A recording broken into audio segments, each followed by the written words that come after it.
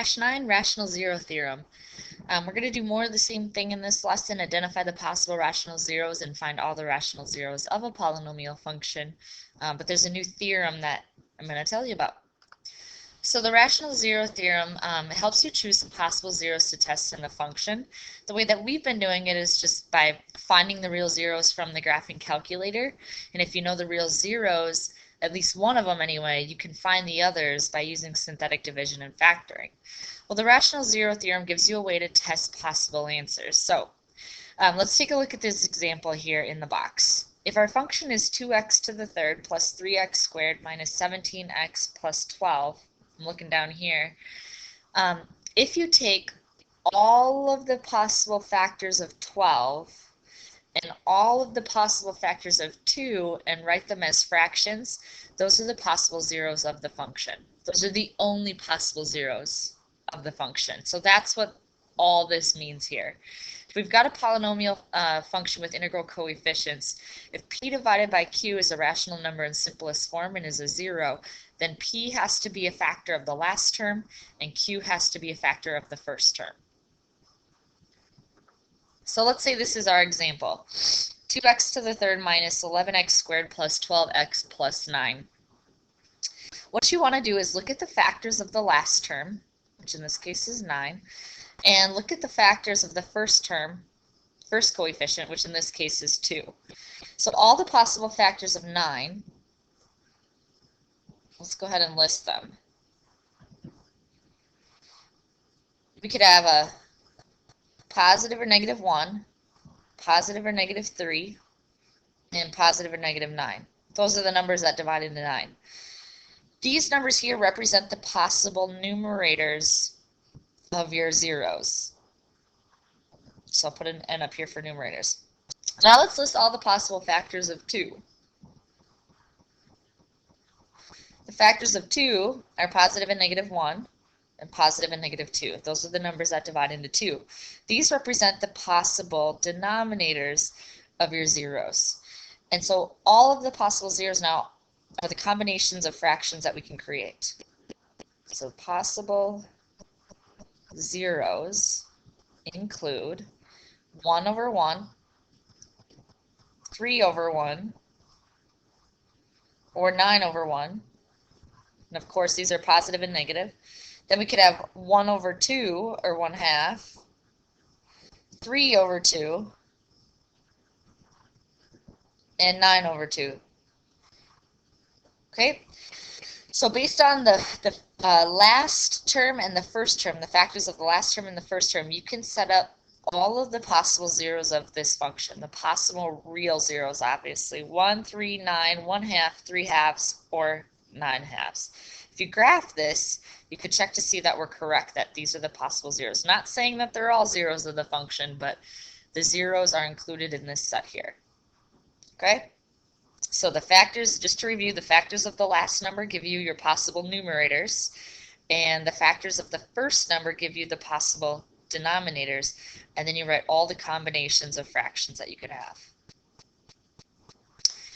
Okay, let me show you one more of these. So this time we've got a leading coefficient of 1, and the constant is 105. The last term here is 105.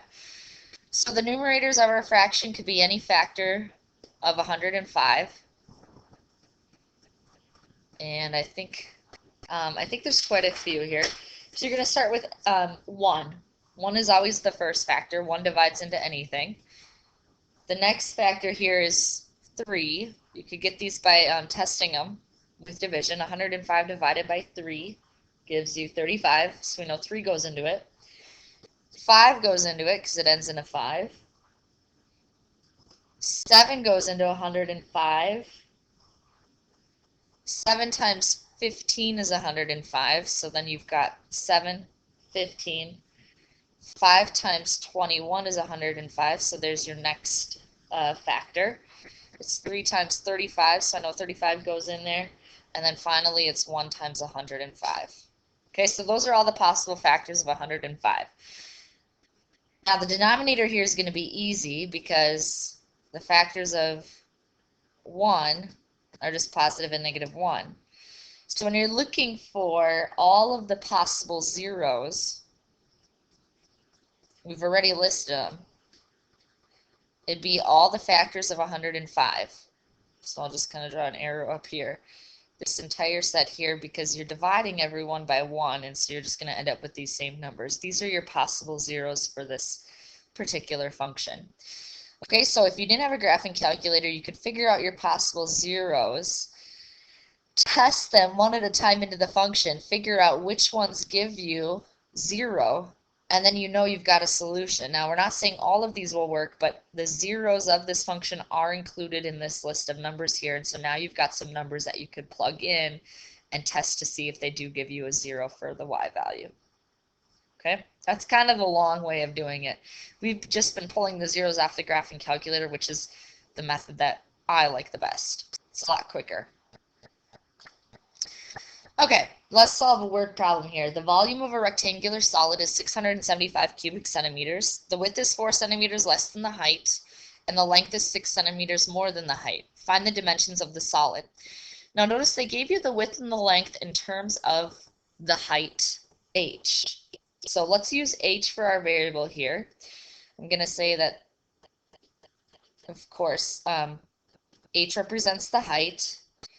Now I want to write the width in terms of h, and they tell us that the width is 4 centimeters less than the height. So the width would be h minus 4, and then the length is 6 centimeters more than the height. So the length here would be h plus 6. Okay, so I've got the height, the width, and the length. Now to find the volume, we multiply the 3 dimensions. So h times h minus 4 times h plus 6 gives us the volume 675. Okay, that's how you want to set it up. Now, we're going to multiply all this together. So I'm going to start by leaving h out in front and then multiplying h times h and h times 6. That gives us h squared plus 6h. Then I'm going to distribute the negative 4, so we'll have negative 4h, and negative 4 times 6 is negative 24. Okay, finally then I can multiply by h through, so we get h to the third plus 6h squared minus 4h squared minus 24h equals 675. Okay, now to solve this, I'm going to want to set it equal to 0. So I'm going to subtract 675 on each side. I'm also going to combine like terms. I've got a 6h squared minus 4h squared. So now if I write this in simplified form and set it equal to 0, I've got h to the third plus 2h squared minus 24h minus 675 equals 0. Okay? Now I want to figure out what h is here, so I'm looking for a real 0 of this polynomial equation. Now would I use the rational zero theorem here and find all my factors of 675 and then plug it in to see which one works? Probably not. I think that would take me a really long time. There's a lot of factors of 675 here, so instead what I'm going to do is graph it on my graphing calculator and figure out where a real 0 is located. Okay, so when you graph this, you should see that there's a 0 at, let me check here. There's a 0 at 9, right? That's a positive real 0, and it's the only positive real 0 here. And since we're talking about a dimension, I want to pick the positive 0. So I know that h equals 9, and once I know that, the other dimensions are easy to find. The height is 9. The width would be 9 minus 4, or 5. And the length would be 9 plus 6, or 15. Okay, so this rectangular solid is 5 by 9 by 15. And if you wanted to check your answer, you could quickly multiply the dimensions and check to see that the volume is 675. Okay, one more here. Find all the zeros of this function. Again, I'm not going to use the rational zero theorem here. I wanted to show it to you so that you could, test possible zeros of your function. But in this case, I'm just going to graph it again. So we're looking for 4 possible zeros here because it's a degree 4 polynomial. I'm going to start by taking a look at the graph. Okay, so if I graph this, I'm seeing a 0 at 5. So I know that x equals 5. I think I'll just start there. I'm not really finding any other zeros that are easy to locate here. So x equals 5 is a very easy zero to locate on the graph. So I know that that one's a solution. To figure out my other solutions, I'm going to use synthetic division. So 5 goes in the upper left corner. My coefficients are 2, negative 13, 23, negative 52, and 60. Let me list those next.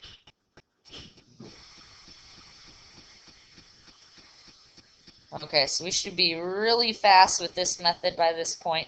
We're going to drop down the first number, multiply, and add, multiply, and add, multiply, and add, and multiply. Okay, so we get a remainder 0. That's appropriate because we knew that 5 was a factor here, a solution. So we should get a remainder of 0. Let's see what we have left here. We've got negative 12 as the constant, 8x, increase your power by 1 each time, negative 3x squared, and 2x to the third. Okay, here's what we have left. Now, I'm noticing that there's a common factor in these first two, and there's also a common factor in these last two. So I'm going to factor this polynomial by grouping. I'm going to group the first two terms together and the last two terms together. In the first group, there's an x squared in common, so I'll pull out x squared, and then I have a 2x minus 3. Between 8x and 12, there's a common factor of 4. So I've got plus 4 times 2x is 8x, minus 4 times 3 is 12. Notice I've got common factors now in the parentheses. 2x minus 3 and 2x minus 3. So I can put 2x minus 3 out in front, and what I'm left with is x squared plus 4.